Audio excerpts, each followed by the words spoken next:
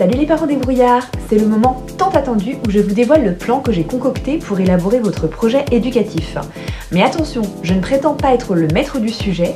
Après tout, comment comprendre quand on part de rien pour le travailler?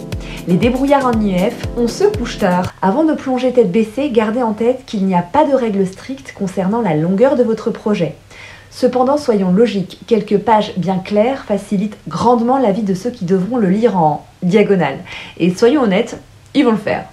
Mon premier conseil, plongez-vous dans tous les documents de loi liés à l'IEF, maîtrisez le sociolecte et couvrez-vous au cas où vous devriez jouer le RAPO ou atteindre le TA, le tribunal administratif, si vous avez des refus. Votre dossier éducatif doit raconter une histoire, celle de votre enfant, et rien que de votre enfant. Si vous avez d'autres enfants en IEF, mentionnez-le dès l'introduction. Si la famille est nomade par exemple et que papa ne peut voir son enfant que le matin à cause de son emploi du temps, de son travail, c'est une information d'introduction, pas une saga. C'est-à-dire que vous n'en parlez pas tout au long de votre projet, car il ne retiendra rien, je parle bien du lecteur, sur la famille, mais uniquement sur votre enfant. Le lecteur veut savoir qui il est, ce qui le rend unique et pourquoi l'IEF est la meilleure option. N'oubliez pas, évitez de lister les problèmes. Législativement, vous n'êtes pas obligé de révéler tous les secrets, mais pensez plutôt solution. La solution laisse entendre la particularité de votre enfant. Ne dites jamais que l'école n'est pas bien ou pas faite pour votre enfant. Ne dites pas non plus que cela serait impossible en classe, mais démontrez-le avec adresse. Certaines personnes diront de mettre des photos, d'autres non. Faites ce qui vous semble logique et ce qui vous ressemble. Rappel important, c'est un projet. Vous n'avez pas besoin d'avoir toutes les séquences bouclées le 1er mars.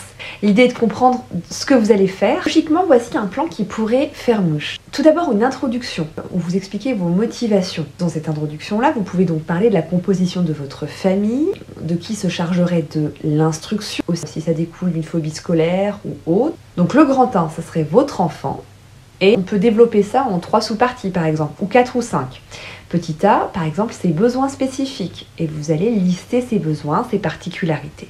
Lister, c'est bien évidemment avec des phrases qui soient fluides et construites. En petit b, les mises en place pour y répondre. Finalement, le A et le B peuvent aller ensemble. Il s'agit des solutions que vous allez mettre en place. Moi, je ne sais pas si par exemple la particularité de votre enfant c'est de courir, de sauter en apprenant, vous allez expliquer ce que vous allez faire, ce que vous comptez faire pour pouvoir mettre en place cette instruction-là. On pourrait proposer un petit C avec l'équipe pédagogique, c'est-à-dire les intervenants, tous ceux qui vont venir graviter autour de l'instruction de votre enfant. Ça peut être les grands-parents, ça peut être le professeur de musique, le professeur d'anglais, ça peut être le thérapeute, ça peut être l'orthophoniste, les professionnels qui vont par exemple encadrer cette scolarité-là et qui vont pouvoir créer des regards croisés, ce qui est très important. Et puis si vous avez également des comptes rendus ou des lettres de ces professionnels-là, n'oubliez pas de les joindre dans ce projet éducatif. En grand 2, nous pourrions parler de l'organisation. Pareil, vous trouvez un titre accrocheur, vous le personnalisez. Avec un petit A, par exemple, l'emploi du temps. L'emploi du temps que vous allez proposer de manière bien conforme, avec des horaires, et puis vous allez l'aménager. Ça peut être du lundi au dimanche, par exemple. En petit b, on peut parler des aménagements, donc là, en fait, vous allez un petit peu traduire votre emploi du temps, l'expliquer. C'est comme si vous étiez durant un exposé, une conférence, vous allez projeter votre emploi du temps, et bien là, dans ce petit b, vous allez l'expliquer. Et en petit c, expliquer tous ces espaces que vous fréquentez et qui participent à l'instruction de votre enfant. Je vous propose un grand 3 où vous allez vous focaliser sur les supports et les manuels utilisés. Pareil pour le titre, vous êtes assez libre. Ce que je fais, c'est que je liste un petit peu les matières, je liste également les manuels que j'utilise, et puis j'explique. Et j'insère aussi mes progressions. Alors je ne les ai pas toutes, mais dans certains manuels que j'utilise, je suis les progressions telles quelles, donc je vais les incorporer, les injecter dans cette partie-là. Vous avez donc des supports qui sont mis à disposition sur internet, sur des blogs. N'oubliez pas aussi, EduSchool est très riche à ce niveau-là. Vous avez également, parfois sur les sites académiques, des progressions, des séquences annuelles, même des séances qui sont proposées. Donc allez chercher cela pour pouvoir vous aider à mettre en forme. Sans rigueur, sans structure, eh bien, vont se dire « Ah bah non, bon, c'est fouillis, c'est n'importe quoi ». Il n'y a plus beaucoup de place, malheureusement, à cette liberté pédagogique. Après, là, il s'agit d'un projet, c'est ce que vous allez rendre sur le terrain, dans la réalité, ça sera autrement. Ensuite, en grand 4, je vous propose de parler de l'évaluation.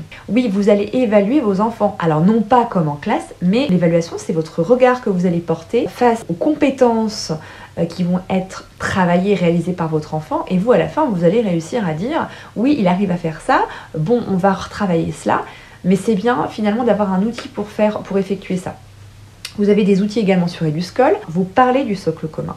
Donc vous le lisez, vous allez élaborer un tableau. Donc ces tableaux-là, pareil, sont en ligne.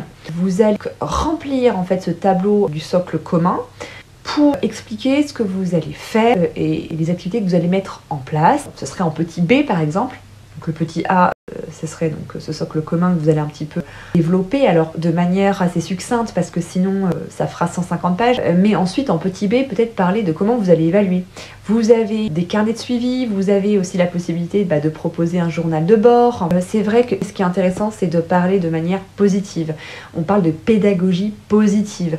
On ne va pas dire acquis, non acquis. Par contre, on peut dire tous les progrès que l'enfant a pu effectuer. Et tout cela selon les cycles. Si votre enfant est en maternelle, ça sera le cycle 1. À partir du CP, ça sera le cycle 2. En grand 5, vous pouvez parler des activités et de la vie sociale de votre enfant. Parce que l'éducation, ce n'est pas que dans les livres et qu'à la maison. C'est aussi à l'extérieur, mais c'est aussi au musée, à la médiathèque, avec les amis, durant un voyage. Là, vous allez lister tout ce que vous projetez de faire. Et enfin, votre conclusion. Bien sûr, faites relire votre dossier plusieurs fois. Jetez un œil à ma vidéo précédente pour des conseils de mise en page. Et puis, c'est à vous de jouer. Bonsoir les parents débrouillards!